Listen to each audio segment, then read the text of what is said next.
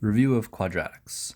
For this review, there's a few formulas and forms of quadratics that we'll need to know. We have standard form of a quadratic, vertex form of a quadratic, where we see a vertex at the coordinates hk, and finding the equation of the axis of symmetry, x equals negative b over 2a. All right, so first we're going to start off by identifying a quadratic. What does a quadratic look like? Well, quadratic is an equation that has the highest degree as x squared, the second degree. So looking at the first one, we can see this matches very closely to our standard form, ax squared plus bx plus c. The a would be 1 because we don't see a number in front of the x squared, b is 4, and c would be negative 17.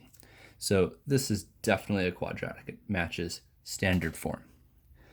And the second one here, we have x to the third power. Now that exceeds x squared, so this is not quadratic. This is what we would call cubic, because it's to the third degree.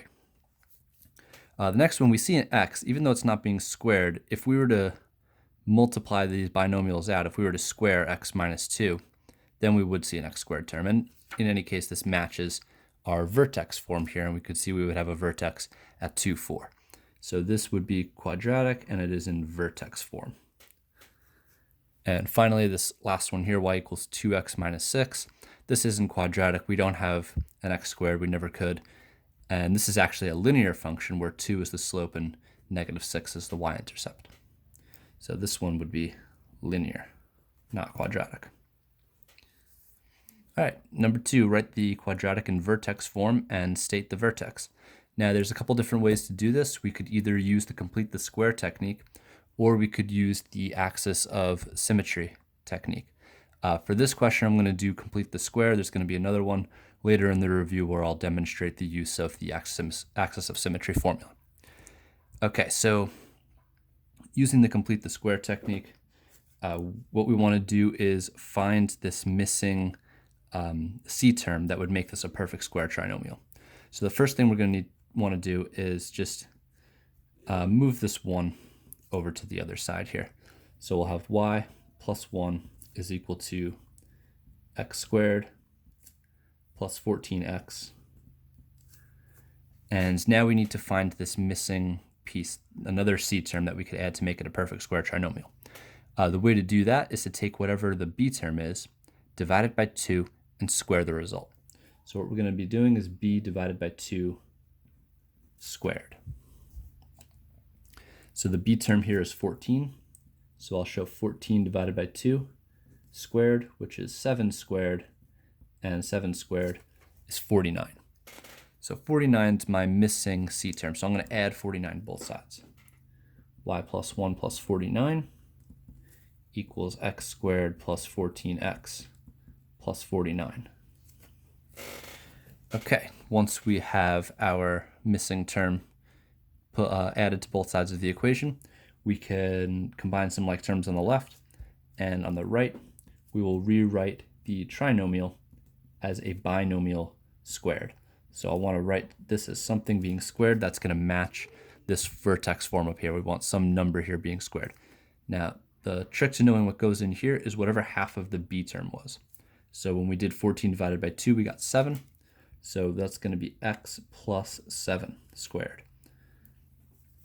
So if you wanted to, you could factor this trinomial and you would get x plus 7, and something multiplied by itself is being squared. If you want to check the work, you could multiply x plus 7 times x plus 7, and you should get this trinomial back. Lastly, we can just move this constant right over to the other side, and we'll have y is equal to x plus 7 quantity squared minus 50. Now notice I didn't subtract the 50 from the 7. That's because order of operations says I would have to do what's in parentheses and exponents first before I could subtract.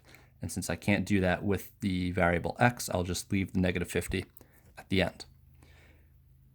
So now we've achieved vertex form. So we have our x minus h squared plus k, and I can identify the vertex. So vertex is at, careful here because this is tricky. Notice this is h minus, or x minus h, but I have a plus sign here. So it's really the opposite of whatever the sign is. So it's going to be a negative 7 and a negative 50. So inside the parentheses, you want to use the opposite sign and use the exact same sign for the y coordinate outside the parentheses. Remember, vertex is the turning point of the parabola. So looking down here, the vertex would be where it stops increasing and starts decreasing, or stops decreasing and starts increasing. So that's what we've found in number 2, that turning point.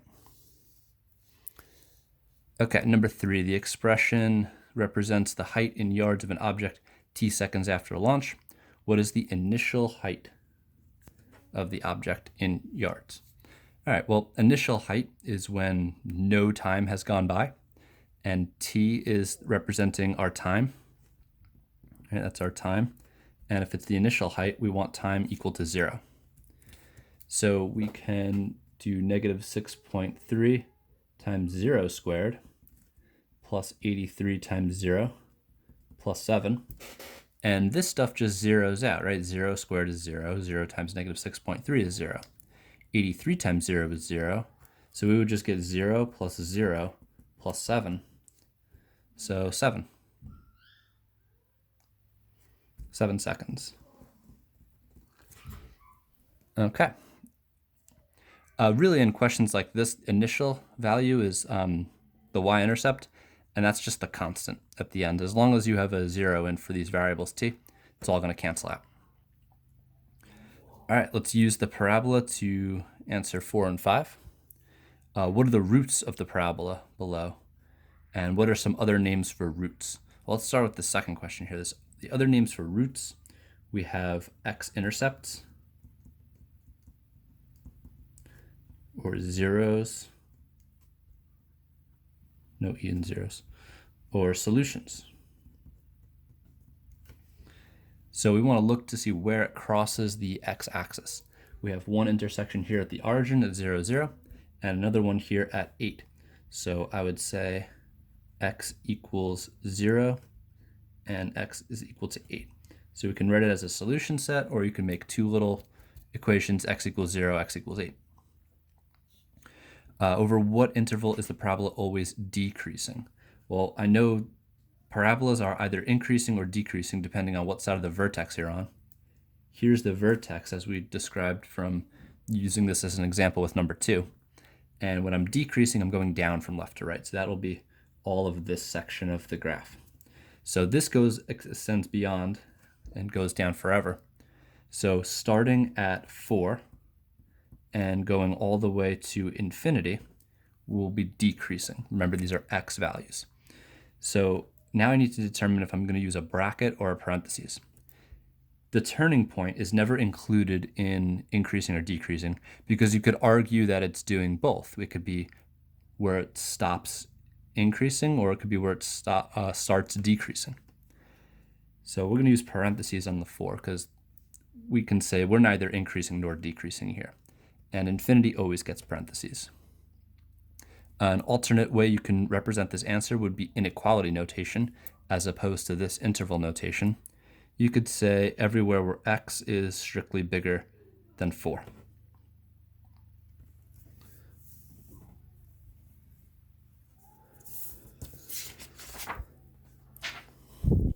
Okay, so here we're going to algebraically determine the coordinates of the vertex of this parabola. So in this one, I'm going to demonstrate our axis of symmetry formula as x equals negative b over 2a. So what we're going to do is find the axis of symmetry. That's going to be that vertical line that splits the parabola in half.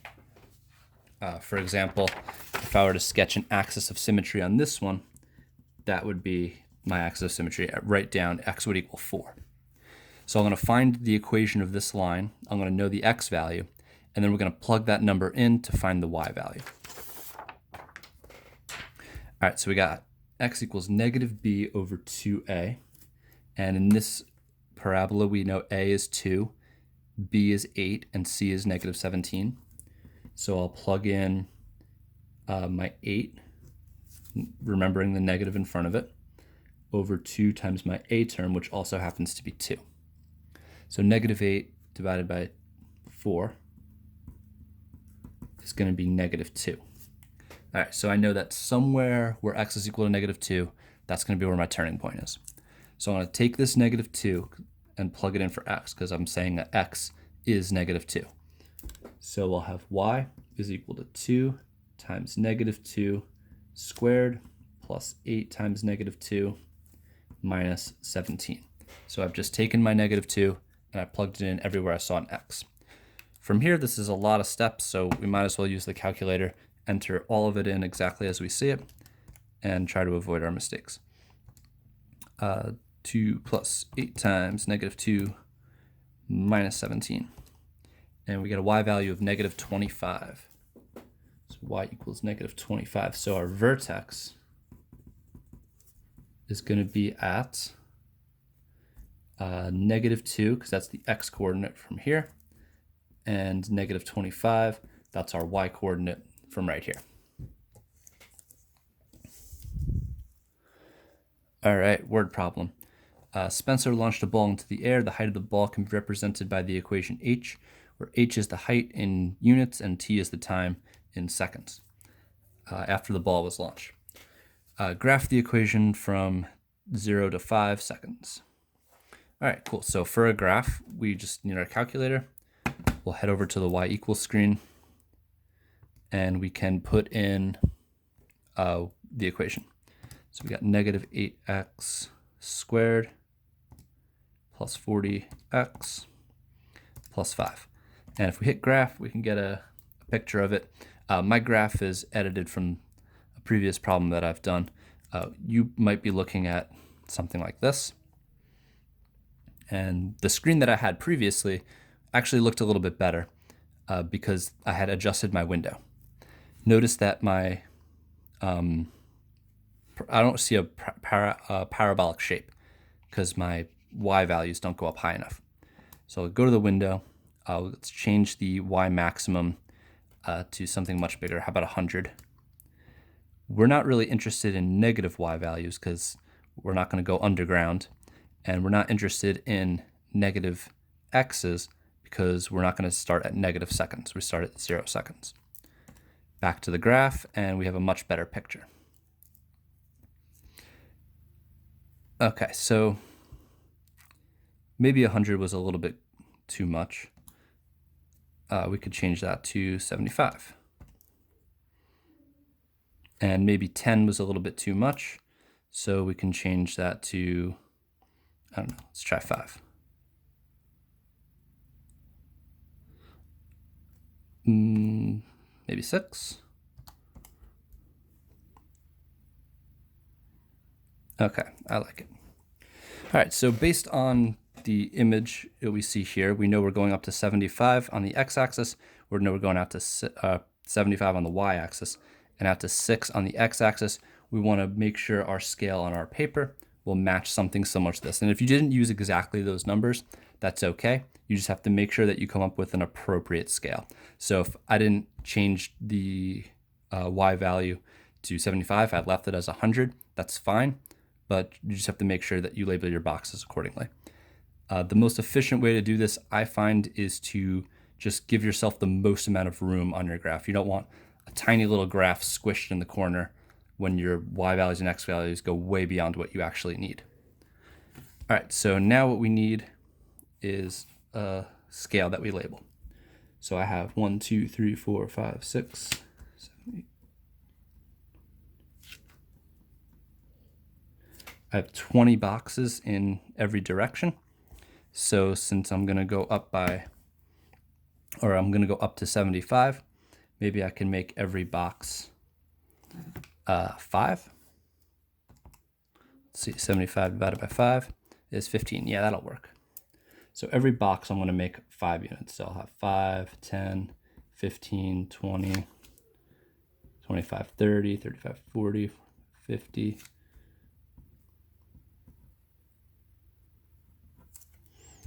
Okay, so every box is representing 5, and then I started skipping every other box for labels. Now the x-axis only needs to go up to 6. So if I have 20 boxes, divide that by 6. It's like every 3 boxes, that should be fine. So 1, 2, 3, so it'd be 1, 2, 3,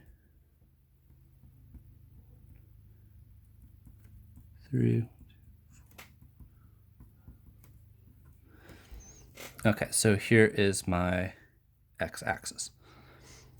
Now for the actual points themselves, I can head over to the table and I can plot them. So I have 0, 5, it's my y-intercept, 137. So I don't have the point 37 on my y-axis, but I just want to get as close as possible, so I'll put it in between 35 and 40. Next up, I have 253. Put that in between 50 and 55. Then I start repeating my points, 353, 457, 55. So 353, 437, and 55. A key point that's missing here is the vertex, right? I don't have my absolute maximum. It's not like this graph just flattens off. We wouldn't launch a ball up, it hits a point and then it just goes straight across and starts coming down. It's going to come up to a natural peak and then come back down. So we need to find this vertex. In order to do that, we could play around with our table and see if we can edit our x values to see the vertex, or we could use one of the algebraic methods that we studied earlier. I'm going to play around with the table. I'm going to go to my table settings window, and instead of increasing by 1s, I want to increase by 0.25s. And I know my vertex is probably going to land somewhere around 2.5. So I'm going to scroll down to where I see 2.5. And sure enough, I see the center of my symmetry. So I go from 54.5 to 55, and then back and repeat 54.5. So 55 will be my maximum, and that occurs at 2.5. Once I have these points, I can sketch.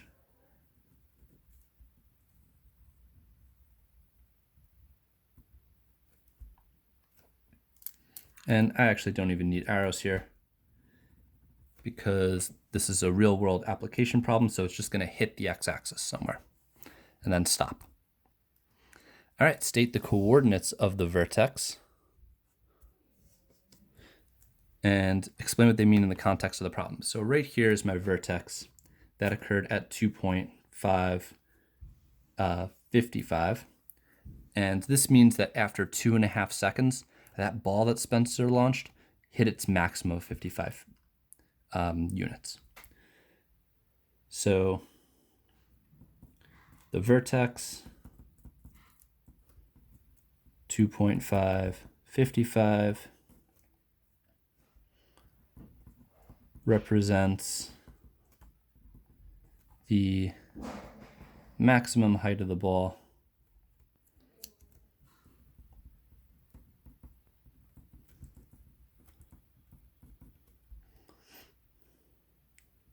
which was 55 units after 2 seconds, 2.5 seconds. And there we go.